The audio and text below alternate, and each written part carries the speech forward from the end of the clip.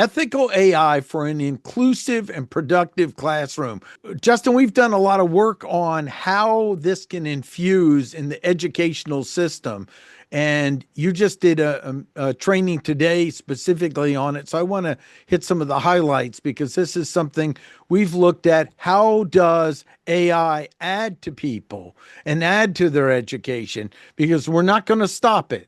They need to not try to control the ocean, but learn how to surf. Right now in higher education, we're seeing a lot of disruption from AI still. There's about anywhere between a dozen to 2 dozen universities that have closed or merged over just 2025. Of course, we worked with a university dear to your heart when they closed and worked with staff and faculty to kind of get them future ready with AI literacy, or at least give them a good springboard that will help them transition into a new role.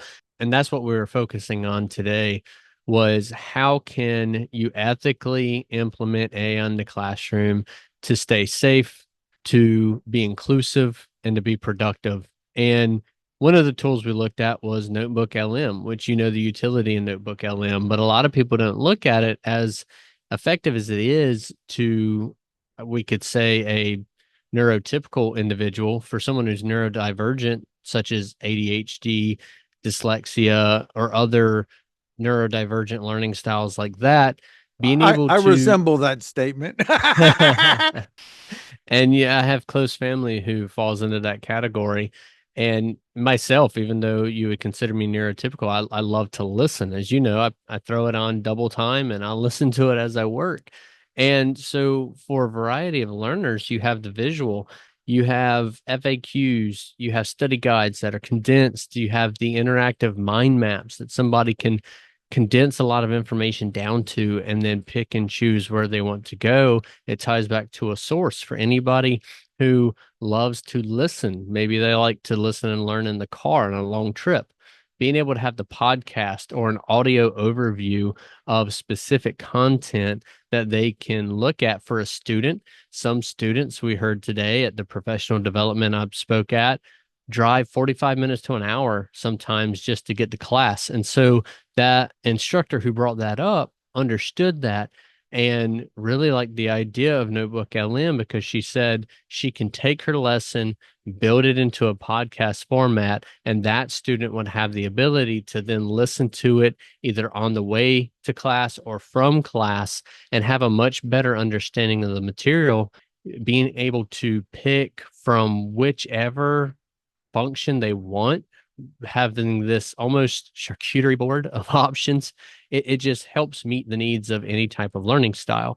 And so that's one way to create an inclusive classroom. And then we focused on, responsible, ethical, and transparent AI and what that looks like. How do we communicate with students, how to use it correctly with integrity in the classroom? And what does that look like as a professional, an instructor? How are we grading papers if we're going to use it to grade papers? Are we doing that all the time? Did they pay to come and get taught by an instructor, or did they come to get taught by an AI?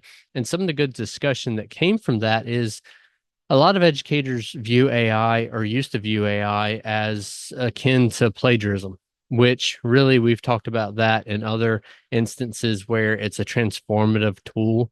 So it really doesn't tie back to plagiarism. But part of the discussion that was brought up today when we discussed plagiarism, well, if there is an issue and a potential legal issue with taking someone else's work and feeding it to a GPT, then how is that different from taking a student's work and feeding it into a GPT to grade it? And I love conversation like that, because that's when you know that you're working with a group of individuals who get the big picture, who understand the implications, even if they may not completely understand the tools, they understand the implications of it. And when you have a group like that, that really understands how heavy of a tool this is, really getting them to AI proficiency is going to be the lesser part of the battle, because you don't have to teach the ethics or the integrity in the classroom because it's already there. And so some of that discussion like that was really important. And then, of course, in the afternoon session, we had the deeper dive where we actually applied the principles that we discussed in our morning session and really allowed them to get hands-on. I like to joke, it's one of the classrooms where I say, please, I encourage you to be on your phone and computer because I want to see you using these tools. And so being able to see staff and faculty from across different functions, different disciplines, all be able to take what we taught and apply it within their program and just seeing the light bulbs go off. That's one of my favorite parts. I'm sure, Martin, I know that's one of your favorite parts Yep. when you see that light bulb go off and you know that they get it and that they're curious. Then I love seeing that because then I know that within 24 to 48 hours, they're going to be using these tools. And after that, it's just going to become part of their workflow. And that's what I'm really excited to encourage with events like this. NotebookLM is an excellent tool for education because it works with just what you gave it. It's not, and in ChatGPT or some of the others, you need to make sure you turn off search or do a little bit more effort to make sure it doesn't then go out to the web. And I shared this with someone who's studying for organic chemistry. That's a lot of memorization. As I said, put in the most reliable sources and then have it build a mind map, a slide deck, and a podcast, test you on it. And I'm eager to hear, but they had their first test. I haven't heard yet on it, but they were so excited because it gave them multiple ways to learn the material. It gave them multiple ways to be exposed to it. It gave them a slideshow. It gave them a mind map. It gave them quizzes. It gave them a podcast to listen to. And then I said, of course, don't just immediately trust, verify, make sure you check the material, just like we talk about human in the loop. But it really made learning more fun for them. And in a topic that, in my view, is one of the toughest to grab hold of because there's just so much rote need to know all the variations that can occur, like organic chemistry. And that's right. And you bring up a good point that I remember from today. And I really do believe that there is a time for things to be put in front of us. And this is a common theme I've seen today in the morning discussion. We were talking with an instructor who had a family member in a specialized, not organic chemistry, but a specialized field. And their instructor didn't seem up to the task. And they were the resource that most of the class went to, and they were stumped on something. And what was revealed was kind of shattering because they went and they found more information on TikTok than they did from their instructor, apparently. Now, I know TikTok has added the STEM function or the STEM channel on TikTok, but still, that's pretty concerning because just like with AI, how do you know they're teaching the right material? And so with something like NotebookLM, they can put in resources from prestigious and accredited institutions, and they can pull from scientific magazines that have been peer reviewed and use that audio overlay or even use the interactive podcast to where not only it creates that podcast that's really natural, it's not too long, 10 to 20 minutes, but they can use the interactive podcast where they can interact within the podcast and ask questions. And to me, I was really surprised because we're looking at another story today on LinkedIn that also said when it comes to AI automation, the universities are falling flat. They're not really creating effective programs. It's more of a program to get it out there on their slate. You and I have invested a lot of time with our team on the programs that we've created to be effective and true to the science, true to the form learning. And that's just not the quality of everything out there right now. But again, students are actually starting to move away from universities and certificate programs to TikTok to find out what other people are doing. And so you're seeing this disruption in education where people are moving to social media and creating their own groups and really learning trial by fire. And that's where it used to be in education. That's where you tried and tested and experimented.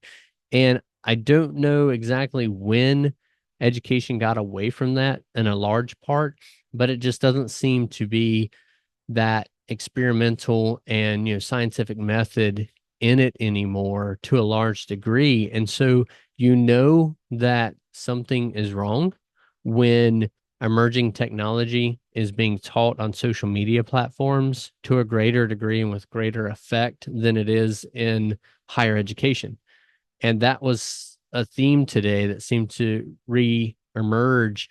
And so we talked about that. And one of the sessions I was speaking in is, if that's the case, then educators need to be held to a level. We need to hold ourselves to a level that if we're going to teach something or we're going to allow something in the classroom, we need to have an understanding of proficiency. And if anything, way more than the students, because in large, educators are still lagging behind experience proficiency in AI than the students, many students are. And so I use the example of a hammer. If you're in a shop class and you're expecting to teach students carpentry, you need to make sure you can drive 9 out of 10 nails straight, that your nails aren't bent to pieces. And it's really competence as an instructor. And it seems that we're pushing competence on the students, but really, how are we holding educators in some of these programs accountable for competence, especially if they're promoting a tool like AI? Yeah, and giving training. I mean, I just want to Hmm. put in a plug. We offer that training for them to break it down in stages. I see the future of education almost like we've got the student, we've got the instructor, and we have AI. And it's Hmm. a triad that's going on, and they're bringing it in, but the instructors interacted with, experimented, and worked with it. Just like in a science lab, you would have like the science instructor, you'd have the students, and then you have the equipment they work with, and you teach them how Right. to work with it safely, and the Bunsen burners and all that. But this as a third component, starting think, how do we integrate education with this as part of the education? And how do we do it in a way that deepens their thinking, not making them lazy, but thinking further? And that's to me the real potential. And the schools that do that will have the competitive advantage and bring in more students.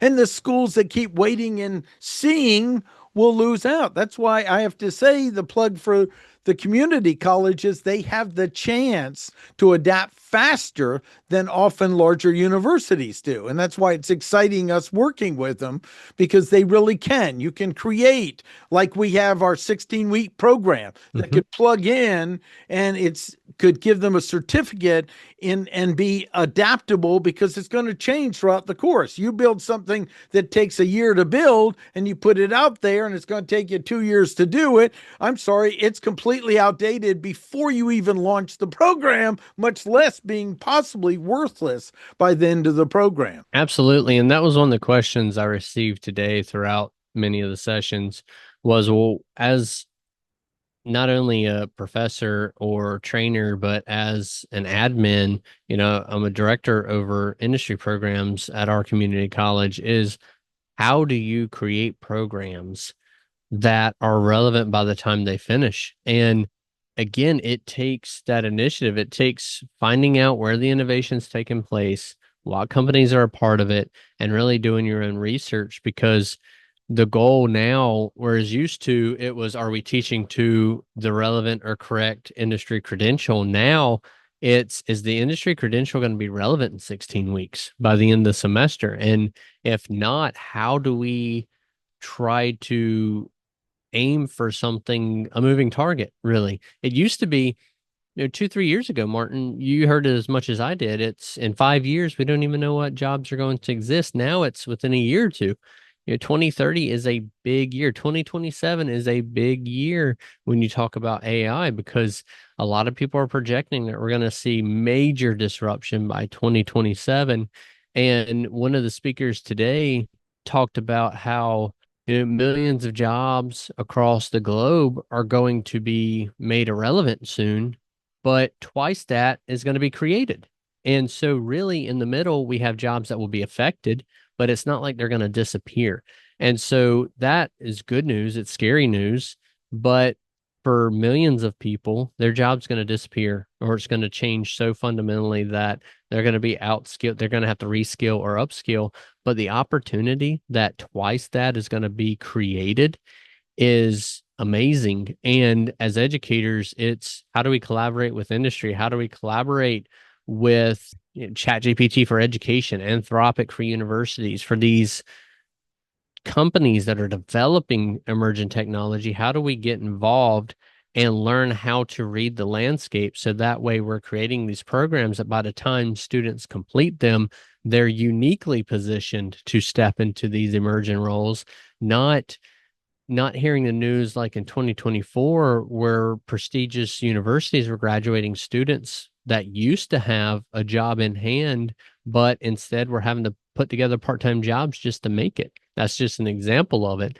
And to see educators light up when you give them resources and they find out that Anthropic has an academy, that OpenAI has a whole a community dedicated to educators. They didn't know that Microsoft has a whole training platform for their products in which you and I try to focus our training on all the different aspects, Google, Microsoft, but there are a ton of resources out there to get at least a general start before you dive into something more specialized like what we offer.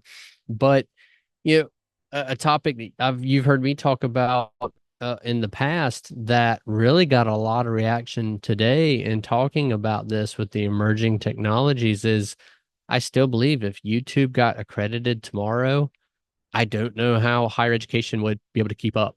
And that goes in line with what you're hearing about TikTok. YouTube is another platform. Of course, you and I have a playlist. You have multiple playlists on YouTube, but we have a playlist specifically on AI on YouTube.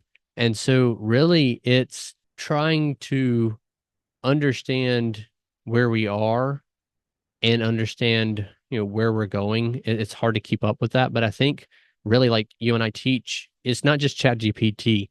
We have to focus on all the leading companies right now, see where the common trends are, and be able to understand where it's going.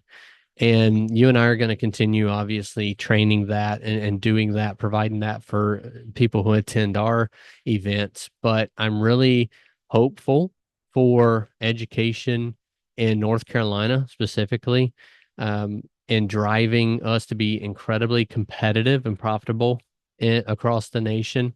There are only one or two other states with community college systems that are positioning the same as North Carolina.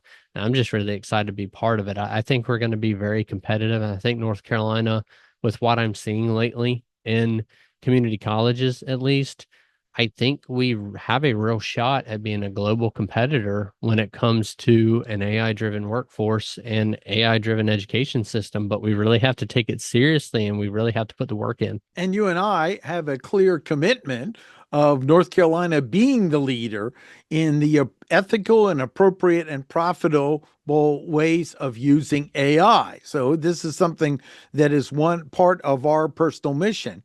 I'd like to take a moment and just look at Notebook LM. I opened up one of my freer accounts, so I'm going to share the screen, and I'll give you the mouse to just go around and show them a Mhm. few quick highlights of it because we mentioned it. And for educators watching, first of all, we're available to bring us in for training at all these different levels. But I want to just show them a little bit on this one because I have almost nothing on it. So I'm going to go ahead and share the screen here. And Justin, I'm going to give you mouse control and just kind of give them a very brief introduction of it. This is in a free account. That's what's amazing Mhm. with this. And so you have a dashboard that if you've used anything with Google, is pretty familiar. Of course, you have your organization up top. You're able to access your different documents and tools in your upper right hand corner. What's really powerful about Notebook is I get asked sometimes, how do you know what sources to use? And what I tell people is a really good practice is if you go and you create a new notebook, For example, let's look at AI and education. And so, And of let's course, pause here first because I want them to understand what this is where people get confused, Justin. right. Here's And where so, you can this is where you can upload documents, add websites, YouTubes, copy text into it, or access Google Slides and Google Docs. So this is your feeding in the information that you want it to work with. and you can even paste text in by going to paste text if you want to copy and paste it in there. And so, again, there's a variety of ways you can upload from your computer. And so, if you already have information, maybe you've been collecting various manuals and guides that you've seen on LinkedIn and you've been collecting them and you want someplace to store them so you can interact with them, you can upload them from your computer. You can go to the Discover Sources up top and you can see just like you would put in a prompt. Let's say resources for educators seeking to include AI in their curriculum and say classroom. It could be something basic like that. You'll submit it. You're going to see that it's going to do a search. And still, when you're looking at where everybody is in the race now, I say Google has got to be my favorite deep research right now. ChatGPT is a close second, but Google's come a long way. And so, as you can see here, there is AI guidance for school teachers, artificial intelligence in the future of teaching, guidance for the use of AI in K through 12. So you've got a mix of pedagogy, andragogy, adult and youth learning techniques. And so you have a pretty solid start here. And what this does too is, if you don't want one, you can also omit it, but it gives you a really good idea of, okay, so now I know if I need to go out and do some searches, I kind of know a theme of what I need to look for. And so if I'm going to import these, you'll notice you have your source list on the left-hand side of the screen. And again, depending on what you want to ask it, you can check on, off, select certain sources, omit certain sources, and then come back and include all of them. And again, you still have that discover. So you can go back, you can discover, you can add, in which you go back to where you can include links, copy text, things like that, discover new ones. You're going to see here is your chat, kind of your main interface. When you're looking at Notebook, you can prompt it. Before you go there, I just want to point out several things. Look, it's already generated a bit of a summary of what we have Mhm. here. So the key is we never had the ability to have conversations with content before like this. And you notice it in the upper left-hand corner. If you go back, you'll see there was no title at the beginning. Right. Scroll up there so they can see at the top. See, you can change that, but it's suggested based on what you provided, even the title. So when you come back to it, you'll see it, and now you can interact with it. Go ahead and try a prompt. Right. And so you can put a prompt in, you can add notes, and I'll get to notes. I'll go back to notes in a moment, but you can create an audio overview. So with that summary, if you want to go as is, you can create an audio overview or an interactive mind map. We're going to get back to that because that's one of my favorite tools. And so we could try something like, how can I ensure that I integrate AI in my teaching methodologies in a transparent and ethical way? And then you Of you course, I'm going to go here.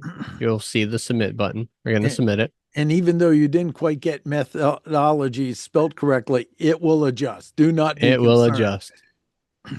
You got to throw it for a loop sometimes to test it, right?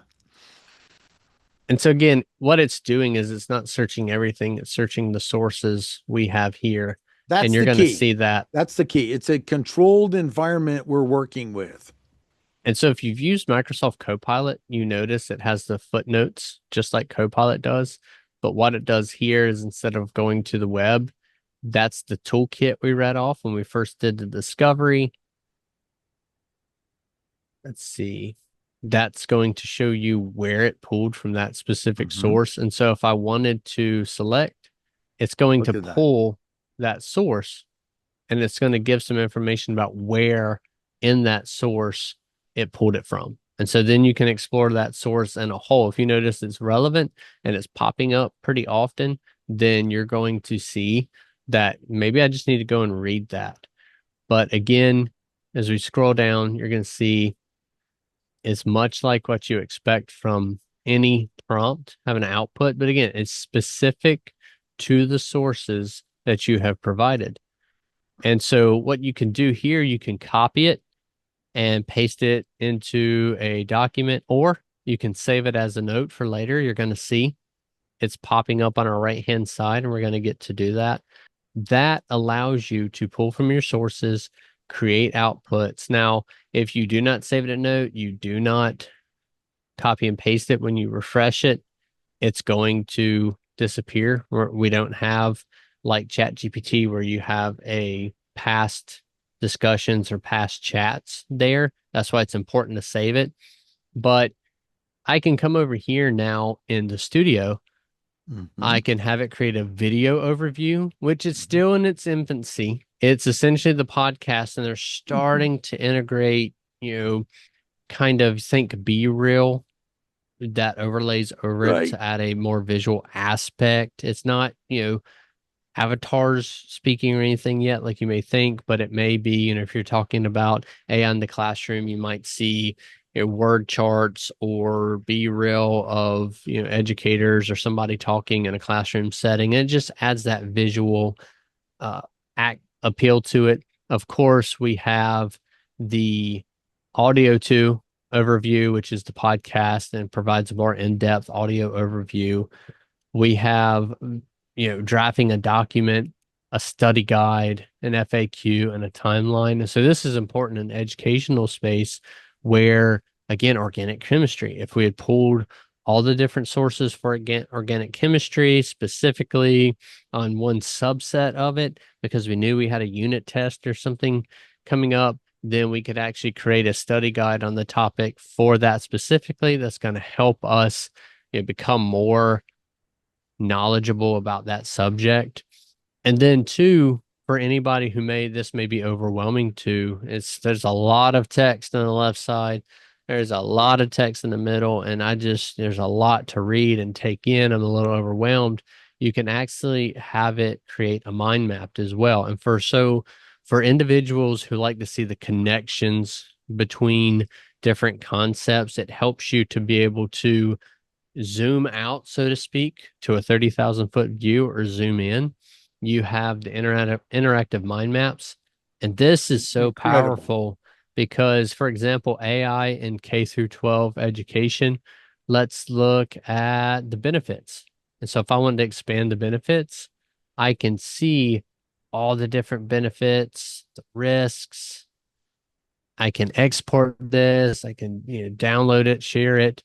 But let's look at, okay, so plagiarism and academic dishonesty. We talked about this earlier. So when I click on that, what's going to happen is it's actually going to, again, reference specific sources on that topic. So if I click around and I want to look at different sources, and we're going to keep expanding here, then what you're going to see is as I click on different information, it's going to pull up different sources. So it did a lot, kind of the same concept of putting a prompt in and having it put an output, but this in a different way for a different type of learner and a different visualization. And so you think of this as a macro with the potential to dial in on. And what's Now, important here is to note this is in a fully free account. This is not a paid exactly. account. So for education, this is really valuable. The one more thing I want to say, you'll notice there's a little thumbs up, thumbs down. Mhm. If you think it's not good content, give it a thumbs down. If you think it hasn't done something correct, because that will give feedback. So this will be better for other people and it will potentially learn working with you further. And so right now, I just had it create a study guide. Let's dig into that. Short answer quiz. So now you have quizzes, and let's pull this up So we can scroll down. It has the questions. It has the discussion after it, or the answer that you can study, short answer question. And this gets you more comfortable with the questions that may be asked, how to best answer them, essay format question. It gives you a glossary of key terms. That alone right there is pretty impressive, because if you're learning, say, anatomy and physiology, and you have to learn all the bones and all the muscles within the human body, just being able to pull a glossary and study the different terms is impressive enough. And so you see here, we're just looking at AI in education and the different terms in the glossary right there. That's a number of them right now. And so you can really see how adaptive this is and how this can benefit almost any type of learner. Now, with the audio overview, we can check it. I'm actually going to do to the podcast and have it generate just a basic overview. These usually take a little while. For a 10 to 20-minute podcast or overview, you might be looking at 5 to 10 minutes for it to generate. It really depends on your connection and how much you have going on in Notebook. But the thing I like about it is, even with conversational AI and things like ChatGPT and Copilot, where you can still kind of tell it's it's just something's off with it. It's not a real person. I am going to say, when you're looking at Notebook LM, the podcast is about as natural sounding as anything I've heard out there. And so it's really, really nice. And you really can slip into feeling like you're listening to a real podcast. And it's really powerful because, again, they have the version now that I believe it's still in beta. They might be taking that to beta to where you can actually interact in the podcast. And so that may look like, today we're talking about AI in education. How do we implement it? How do we ethical? You click on it, it says, oh, we have a guest speaker. Tell us a little bit. What's your question? You can ask, how do I do it ethically? That's a good question. Ethical AI is something that's really needed nowadays. And so it's just as natural as that. And so for a student to be able to interact and ask questions, that's going to pique their curiosity, which is going to get, really it's going to get them fired up in their brain. I mean, it's going to be setting their brain up to start building new pathways, to start collecting that information, because it's going to pique their interest. They're going to have their full conversation on that, rather than having a TV on in the background where they're trying to read through some heady information. So you can see how this is very powerful. And I don't think we've seen the limit to what Notebook LM can do. They just dropped the video overviews, and I think there's a lot more to come. I do too. This was excellent because this just gave a introduction to Notebook LM, another valuable tool, especially for students and educators. And as we say, keep the human in the loop, and then also get out there and start trying things, experiment, push the limits, see where it breaks down. That's where you're going to learn. It's just like in entrepreneurship, Justin, I say you need to try hard enough. You have a chance to fail. Otherwise, you aren't going to learn something. That's right. That's excellent. And we'll put some links below. Make sure to check out our resources links. We do training of all types, from one-on-one to working with educators, professionals, small business, all of the above. Check our links below, check our resources out, make sure to click subscribe in the bell. And Justin, we're going to keep charging forward. We're going to transform all of North Carolina and be the catalyst in the state, making North Carolina the leader in the ethical, appropriate, and profitable ways of using AI. This is Martin Brossman. And Dr. Justin Rose.